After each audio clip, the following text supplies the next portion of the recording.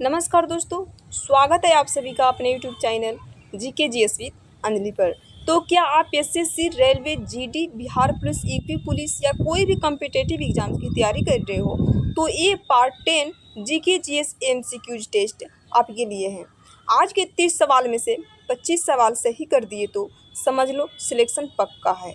तो आप लोग वीडियो के अंत तक ज़रूर बने रहिएगा और हर क्वेश्चन का आंसर देने की कोशिश कीजिएगा।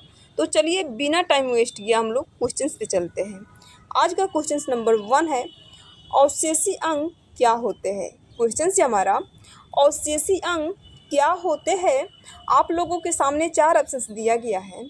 इसका राइट आंसर आप लोग जल्दी से कमेंट करना कि इसका राइट आंसर क्या होगा। तो इसका राइट आंसर हो जाएगा ऑप्शन नंबर सी, पूर्वजों में विकसित पर अब कम उपयोगी अंग है। अवशेषी अंक क्या होता है, तो पूर्वजों में विकसित पर अब कम उपयोगी अंग होता है। इसका राइट आंसर हो जाएगा option number C is the right answer. आइए अगले सवाल पे। अगला क्वेश्चन है, क्वेश्चन नंबर 2 है, मनुष्य में लगभग कितने अवशेषी अंग पाए जाते हैं। क्वेश्चन से हमारा मनुष्य में लगभग कितने अवशेषी अंग पाए जाते हैं। आप लोगों के सामने 4 ऑप्शंस दिया गया है।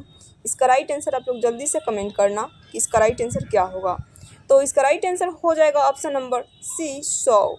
मनुष्य में लगभग कितने अवशेषी अंग पाए जाते हैं, तो 100 पाए जाते हैं। Option number C is the right answer हो जाएगा। आइए अगले सवाल की तरफ। क्वेश्चन नंबर 3 है, जिराफ की गर्दन लंबी होने का उदाहरण किस सिद्धांत में दिया गया है। क्वेश्चन से जिराफ की गर्दन लंबी होने के उदाहरण किस सिद्धांत में दिया गया है। तो इसका राइट आंसर हो जाएगा ऑप्शन नंबर बी, लैमार्कवाद। लैमार्कवाद सिद्धांत में दिया गया है जिराफ की गर्दन लंबी होने का। ओके, तो इसका राइट आंसर हो जाएगा option number B is the right answer. आइए अगले सवाल की तरफ। क्वेश्चन नंबर 4 है, संतुलित रासायनिक समीकरण क्या दर्शाता है। क्वेश्चन से हमारा संतुलित रासायनिक समीकरण क्या दर्शाता है। तो इसका राइट आंसर आप लोग जल्दी से कमेंट करना कि इसका राइट आंसर क्या होगा। तो इसका राइट आंसर हो जाएगा ऑप्शन नंबर सी, परमाणुओं की समान संख्या। संतुलित रासायनिक समीकरण क्या दर्शाता है, तो परमाणुओं की समान संख्या को दर्शाता है। इसका राइट आंसर हो जाएगा option number C is the right answer. Okay, चलिए अगले सवाल की तरफ। क्वेश्चन नंबर 5 है, CaCO3 गर्म होने पे CaO प्लस CO2 बनाता है, तो ये किस प्रकार की अभिक्रिया है। क्वेश्चन से हमारा CaCO3 यानी कैल्शियम कार्बोनेट गर्म होने पे CaO प्लस CO2 यानी कैल्शियम ऑक्साइड और कार्बन डाइऑक्साइड बनाता है, तो ये किस प्रकार की अभिक्रिया है। तो इसका राइट आंसर हो जाएगा ऑप्शन नंबर बी, अपघटन अभिक्रिया है। CaCO3 गर्म होने पे CaO प्लस CO2 बनाता है, तो ये किस प्रकार की अभिक्रिया है। तो अपघटन अभिक्रिया हो जाएगा। Option number B is the right answer हो जाएगा। आइए अगले सवाल की तरफ। क्वेश्चन नंबर 6 है, संयोजन अभिक्रिया में क्या होता है। क्वेश्चन है संयोजन अभिक्रिया में क्या होता है। आप लोगों के सामने 4 ऑप्शन दिया गया है। तो इसका राइट आंसर आप लोग जल्दी से कमेंट करना इसका राइट आंसर क्या होगा। तो इसका राइट आंसर हो जाएगा ऑप्शन नंबर बी, 2 या अधिक पदार्थ मिलते हैं। संयोजन अभिक्रिया में क्या होता है, तो 2 या 2 से अधिक पदार्थ का मिलन होता है संयोजन अभिक्रिया में। तो इसका राइट आंसर हो जाएगा option number B is the right answer. चलिए अगले सवाल की तरफ। क्वेश्चन नंबर 7 है, जी का सूत्र क्या है। क्वेश्चन से हमारा जी का सूत्र क्या होता है। आप लोगों के सामने 4 ऑप्शंस दिया गया है। इसका राइट आंसर आप लोग जल्दी से कमेंट करना कि इसका राइट आंसर क्या होगा। ओके, कर दिया ना। तो इसका राइट आंसर हो जाएगा ऑप्शन नंबर बी, जी इक्वल GM प्रति R²। जी का सूत्र क्या होता है, तो जी इक्वल GM प्रति R² होता है जी का सूत्र। तो इसका राइट आंसर हो जाएगा option number B is the right answer.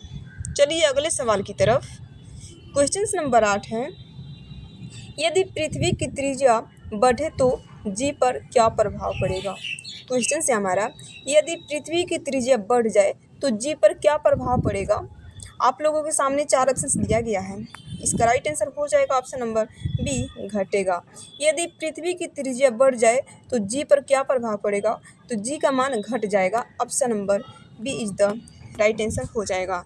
चलिए अगले सवाल की तरफ। चंद्रमा पर जी का मान पृथ्वी का कितना होता है? क्वेश्चन है, चंद्रमा पर जी का मान पृथ्वी का मान का कितना होता है? तो इसका राइट आंसर हो जाएगा ऑप्शन नंबर सी, 1/6 होता है। चंद्रमा पर जी का मान पृथ्वी का मान का कितना होता है? तो 1/6 होता है। Option number C is the right answer हो जाएगा।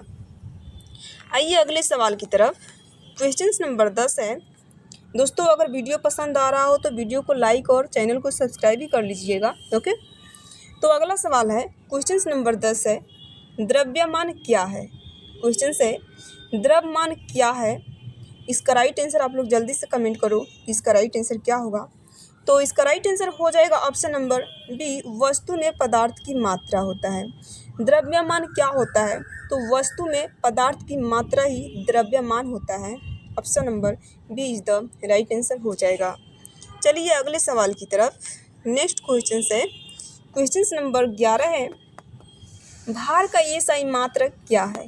क्वेश्चन से हमारा, भार का ये सही मात्रक क्या होता है? तो इसका राइट आंसर हो जाएगा ऑप्शन नंबर सी, न्यूटन होता है। भार का ये सही मात्रक क्या होता है? तो न्यूटन होता है। Option number C is the right answer हो जाएगा। ओके, चलिए अगले सवाल की तरफ। क्वेश्चन नंबर 12 है, भार किस प्रकार की राशि है? क्वेश्चन से हमारा, भार किस प्रकार की राशि है? इसका राइट आंसर आप लोग जल्दी से कमेंट करो कि इसका राइट आंसर क्या होगा। तो इसका राइट आंसर हो जाएगा ऑप्शन नंबर बी, सदिश राशि है। भार किस प्रकार की राशि है? तो सदिश राशि हो जाएगा। Option number B is the right answer. चलिए अगले सवाल की तरफ। क्वेश्चन नंबर 13 है, ग्रह किस कक्षा में घूमते हैं? क्वेश्चन से हमारा, ग्रह किस कक्षा में घूमते हैं? आप लोगों के सामने 4 ऑप्शंस दिया गया है। इसका राइट आंसर आप लोग जल्दी से कमेंट करो, इसका राइट आंसर क्या होगा? तो इसका राइट आंसर हो जाएगा ऑप्शन नंबर बी, दीर्घवृत्ताकार। ग्रह किस कक्षा में घूमते हैं? तो दीर्घवृत्ताकार कक्षा में घूमते हैं। Option number B is the right answer हो जाएगा। चलिए अगले सवाल की तरफ। क्वेश्चन नंबर 14 है, केपलर का दूसरा नियम। क्वेश्चन नंबर 14 है, केपलर का दूसरा नियम किससे संबंधित है? क्वेश्चन नंबर 14 है, केपलर का दूसरा नियम किससे संबंधित है? आप लोगों के सामने 4 ऑप्शंस दिया गया है। इसका राइट आंसर आप लोग जल्दी से कमेंट करो, इसका राइट आंसर क्या होगा? तो इसका राइट आंसर हो जाएगा ऑप्शन नंबर बी, क्षेत्रीय वेग। केपलर का दूसरा नियम किससे संबंधित है? तो क्षेत्रीय वेग से संबंधित है। Option number B is the right answer हो जाएगा। आइए अगले सवाल की तरफ। क्वेश्चन नंबर 15 है, टी स्क्वायर समानुपाती आर क्यू किस नियम से संबंधित है? क्वेश्चन नंबर 15 है कि टी स्क्वायर समानुपाती आर क्यू किस नियम से संबंधित है? तो इसका राइट आंसर आप लोग जल्दी से कमेंट कीजिए, इसका राइट आंसर क्या होगा? तो इसका राइट आंसर हो जाएगा ऑप्शन नंबर बी, केपलर का तीसरा नियम से। किससे संबंधित है? तो केपलर का तीसरा नियम से संबंधित है। Option number B is the right answer हो जाएगा। दोस्तों अगर अभी तक आपने चैनल को सब्सक्राइब नहीं किया है तो चैनल को सब्सक्राइब कर लीजिए और वीडियो को लाइक भी कर दीजिएगा, क्योंकि आगे के क्वेश्चंस और भी इम्पोर्टेंट होने वाला है। तो हम लोग चलिए ध्यान से देखते हैं, ध्यान से पढ़ते हैं कि आगे के क्वेश्चंस कितना ट्रिकी होने वाला है। ओके, तो चलिए क्वेश्चन नंबर 16 है, प्रस्तावना को संविधान की आत्मा किसने कहा? क्वेश्चन है, प्रस्तावना को संविधान की आत्मा किसने कहा? आप लोगों के सामने 4 ऑप्शंस दिया गया है। इसका राइट आंसर आप लोग जल्दी से कमेंट कीजिए, इसका राइट आंसर क्या होगा? तो इसका राइट आंसर हो जाएगा option number C, Thakurdas Bhargava. प्रस्तावना को संविधान की आत्मा किसने कहा था? तो ठाकुरदास भार्गवा ने संविधान की आत्मा कहा था प्रस्तावना को। तो इसका राइट आंसर हो जाएगा option number C is the right answer. चलिए अगले सवाल की तरफ। क्वेश्चन नंबर 17 है, प्रस्तावना का विचार किस देश से लिया गया है? क्वेश्चन से हमारा क्वेश्चन नंबर 17, प्रस्तावना का विचार किस देश से लिया गया है। आप लोग इसका राइट आंसर कमेंट बॉक्स में कमेंट कीजिए कि प्रस्तावना का विचार किस देश से लिया गया है। ओके, तो चलिए अगले सवाल की तरफ चलते हैं। क्वेश्चन नंबर 18 है, हम भारत के लोग क्या दर्शाता है। क्वेश्चन नंबर 18 है, हम भारत के लोग क्या दर्शाता है। आप लोगों के सामने 4 ऑप्शंस दिया गया है। इसका राइट आंसर हो जाएगा ऑप्शन नंबर बी, जनता की संप्रभुता। हम भारत के लोग क्या दर्शाता है, तो जनता की संप्रभुता को दर्शाता है। Option number B is the right answer हो जाएगा। चलिए अगले सवाल की तरफ हम लोग चलते हैं। क्वेश्चन नंबर 19 है। दोस्तों अब हम लोग लास्ट पेज पे आ चुके हैं। क्वेश्चन नंबर 19 है, योजना आयोग की स्थापना कब हुई। क्वेश्चन नंबर 19 है, योजना आयोग की स्थापना कब हुई थी, तो इसका राइट आंसर हो जाएगा ऑप्शन नंबर बी, 1950 में हुआ था। योजना आयोग की स्थापना कब हुई थी, तो 1950 में हुआ था। तो इसका राइट आंसर हो जाएगा option number B is the right answer. चलिए अगले सवाल की तरफ।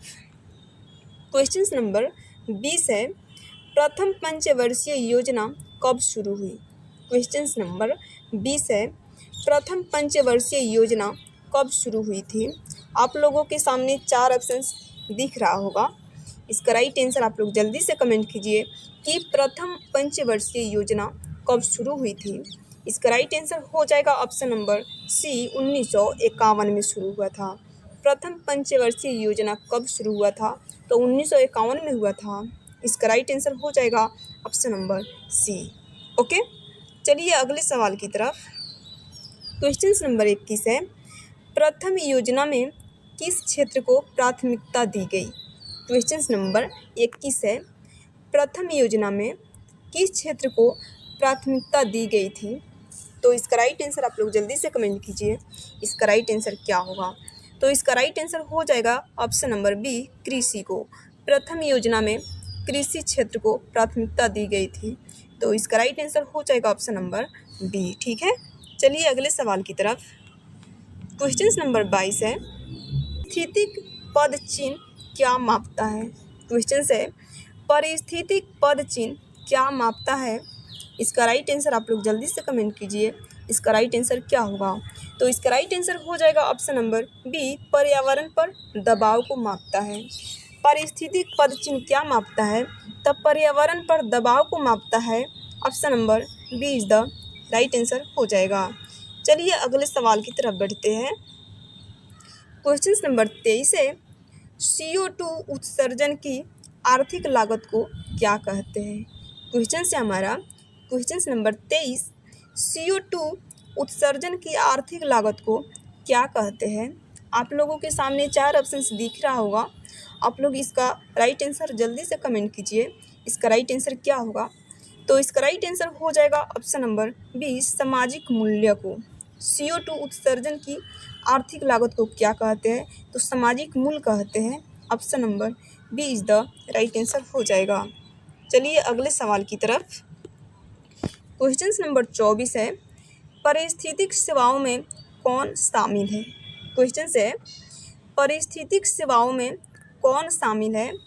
इसका राइट आंसर आप लोग जल्दी से कमेंट कीजिए कि पारिस्थितिक सेवाओं में कौन शामिल है, तो इसका राइट आंसर हो जाएगा ऑप्शन नंबर डी, सभी। यानी पारिस्थितिक सेवाओं में जल उत्पादन शामिल है, रोग नियंत्रण भी शामिल है, परागण भी शामिल है। यानी इसका राइट आंसर हो जाएगा ऑप्शन नंबर डी। ओके, चलिए अगले सवाल की तरफ।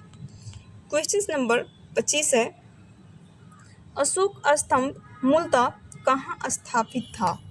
क्वेश्चन है, अशोक स्तंभ मूलतः कहाँ स्थापित था, तो इसका राइट आंसर आप लोग जल्दी से कमेंट कीजिए कि अशोक स्तंभ मूलतः कहाँ स्थापित किया गया था।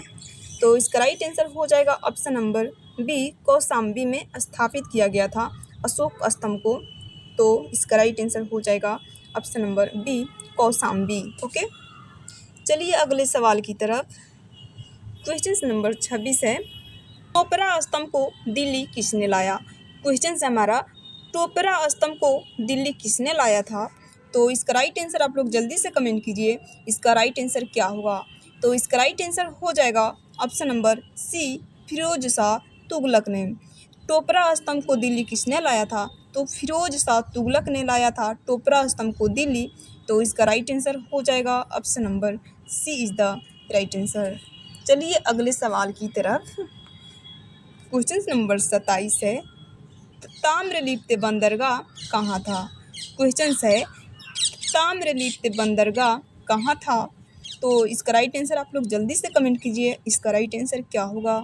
तो इसका राइट आंसर हो जाएगा option number B, Bengal. Tamralipta बंदरगाह कहाँ है? तो बंगाल में हो जाएगा। Option number B is the right answer. चलिए अगले सवाल की तरफ। क्वेश्चन नंबर 28 है, सुपर मून कब होता है? क्वेश्चन है हमारा, सुपर मून कब होता है? तो इसका राइट आंसर हो जाएगा ऑप्शन नंबर बी, जब चंद्रमा पृथ्वी के पास होता है। सुपर मून कब लगता है? जब चंद्रमा पृथ्वी के निकट पास में रहता है तब सुपर मून लगता है। तो इसका राइट आंसर हो जाएगा option number B is the right answer. चलिए अगले सवाल की तरफ। क्वेश्चन नंबर 29 है, ब्लू मून क्या है? क्वेश्चन हमारा है, ब्लू मून क्या है? इसका राइट आंसर आप लोग जल्दी से कमेंट कीजिए, इसका राइट आंसर क्या होगा। तो इसका राइट आंसर हो जाएगा ऑप्शन नंबर बी, एक महीने में 2 पूर्णिमा को ब्लू मून कहा जाता है। जब एक महीने में 2 पूर्णिमा लगता है तो उसे ब्लू मून के नाम से जाना जाता है। इसका राइट आंसर हो जाएगा ऑप्शन नंबर बी। ओके, चलिए अगले सवाल की तरफ। आज का हमारा अंतिम क्वेश्चन है, क्वेश्चन नंबर 30 है, यम यानी प्लूटो को बौना ग्रह कब घोषित किया गया? क्वेश्चन है हमारा, यम यानी प्लूटो ग्रह को बौना ग्रह कब घोषित किया गया था? बौना ग्रह के नाम से कब घोषित किया गया था? तो आप लोगों के सामने 4 ऑप्शंस दिख रहा होगा, इसका राइट आंसर आप लोग जल्दी से कमेंट कीजिए, इसका राइट आंसर क्या होगा। तो इसका राइट आंसर हो जाएगा ऑप्शन नंबर सी, 2006 को। यम यानी प्लूटो को बौना ग्रह 2006 को घोषित किया गया था। तो इसका right answer option number C हो जाएगा 2006। ओके दोस्तों, ये था आज के 30 GK GS important MCQ questions part 10। अपना फाइनल स्कोर कमेंट में ज़रूर बताना। अगर आपका स्कोर 20+ रहा तो आपकी तैयारी काफ़ी स्ट्रॉन्ग है, तथा 25 रहा तो आप एग्ज़ाम देने के लिए रेडी हो। अगर आपको ऐसे ही daily GK GS practice set चाहिए तो चैनल को सब्सक्राइब कर लीजिएगा। मिलते हैं नेक्स्ट वीडियो में पार्ट 11 के साथ। तब तक के लिए धन्यवाद।